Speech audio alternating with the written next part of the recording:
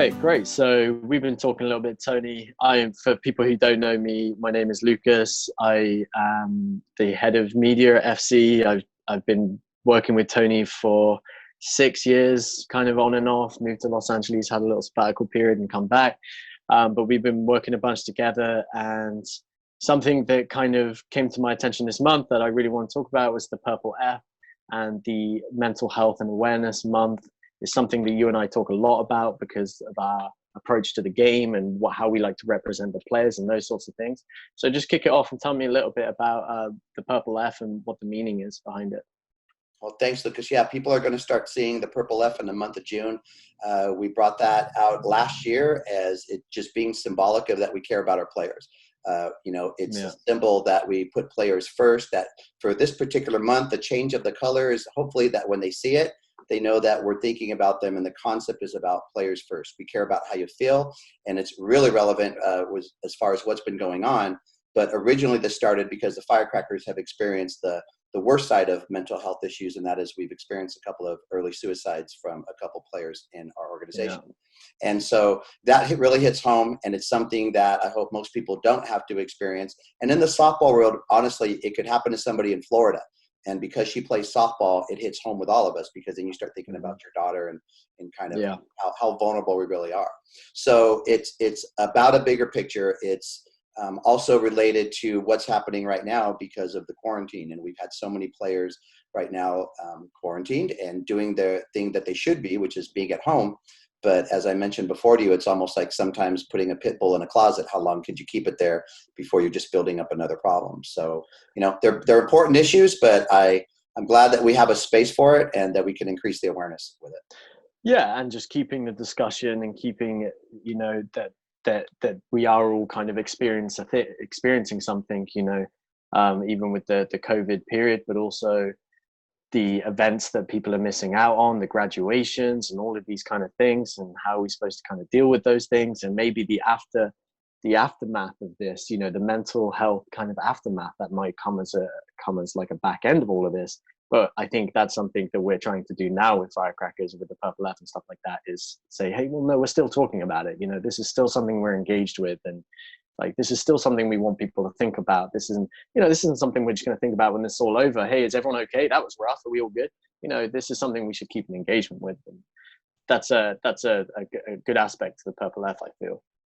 Well, and right now we're anticipating being able to get some normalcy back, right? So hopefully get back outside, practice with our teams and things. But really the time coming up is that graduation time for our seniors. So this is the time a lot of them would be having their ceremonies.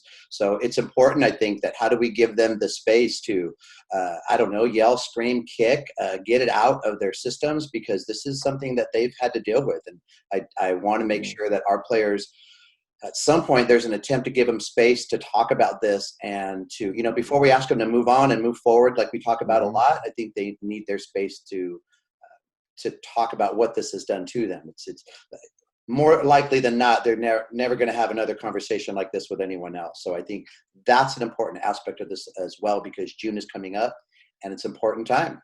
Graduation was an important time for all of us, right? Yeah.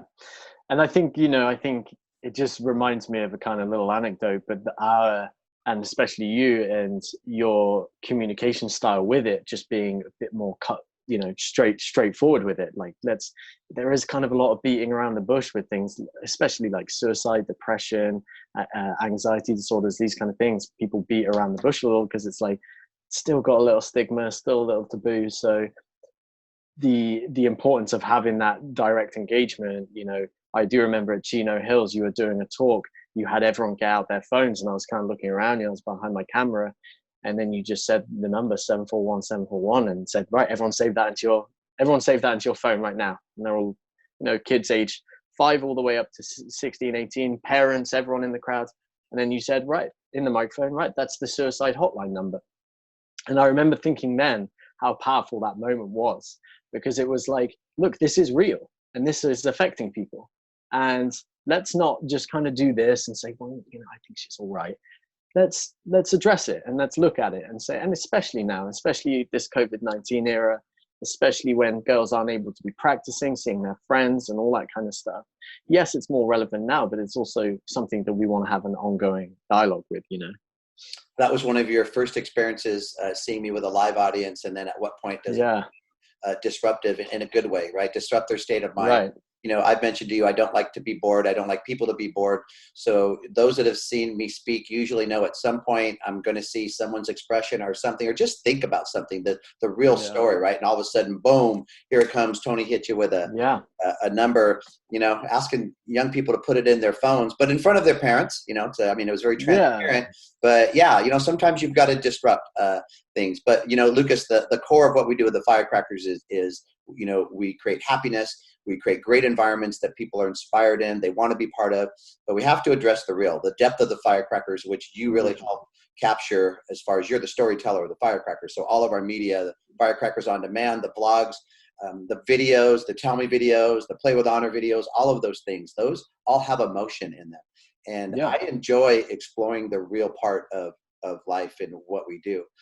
So when tough circumstances come up, you know, we just include it in the story. And so having you here, as opposed to me just verbally telling the story as I have for how many years, it's been really, really a great addition to the Firecracker narrative. And so I appreciate that. But there is a lot to say, a lot to talk about.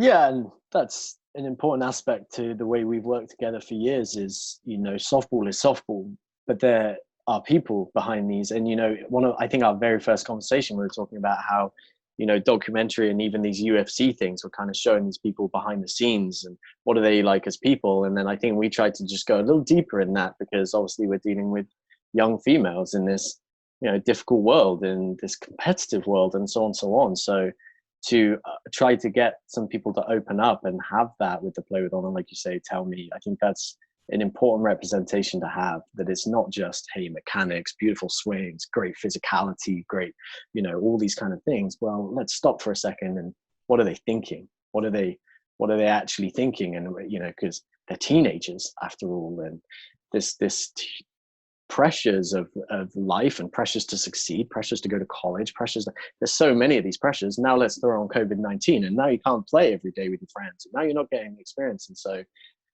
that's always been, I think, an important aspect to our approach to the representation of the sport for us is who are these people, humanizing, you know, let's go beneath the surface a little bit. Let's take a look at the interior. Right? It's the exterior things that we're known for, right? So coaches that win or lose or recruiting or how, and that's a big component, but it's not the only component. I'm looking here at a coffee cup. It holds my coffee. The outside of the coffee looks a certain way, the cup, but the inside of coffee is the most important part of it. And, you know, I've used that term with our organization, the players are the coffee.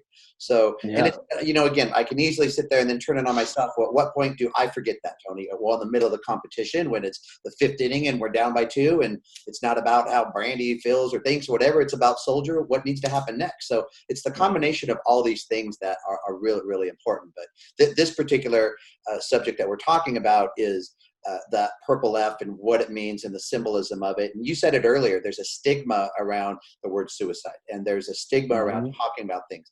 And our work with experts in the industry, so this isn't just our ideas or Tony's ideas on how we roll this out. We've worked with leaders in the industry and as far as reversing trends and what does it take. And the number one thing I took from this experience is that we need to talk about it. For as uncomfortable as it is, people need to understand that asking a young person how they had thoughts about suicide, which is the scariest thing to think about as a parent, because you don't even want to go there. Yeah. It doesn't bring on the thought. It doesn't, now you've given them the idea and then now they've got a strategy. No, what you're doing is you're getting to the information that's already in there so that it can be dealt with earlier. And the great news, as far as, again, the toughest part of mental health issues is the suicide aspect of it. The great news is that it's not the only strategy, that almost all of the time it's somebody's solution to them thinking they can't deal with something anymore, but there are people that have been through it and are dealing with it and coping with it. And Lucas, we all have to manage things, you know, I mean, again, whether it's depression, anxiety, managing parenting, managing running a business, managing your injuries, there's all just levels of different capacities as humans that we have to manage ourselves. But I do believe that the more we are here for each other and try to connect with each other in whatever kind of capacity, the easier it is. Because for a lot of people, the hardest thing to do is to be alone.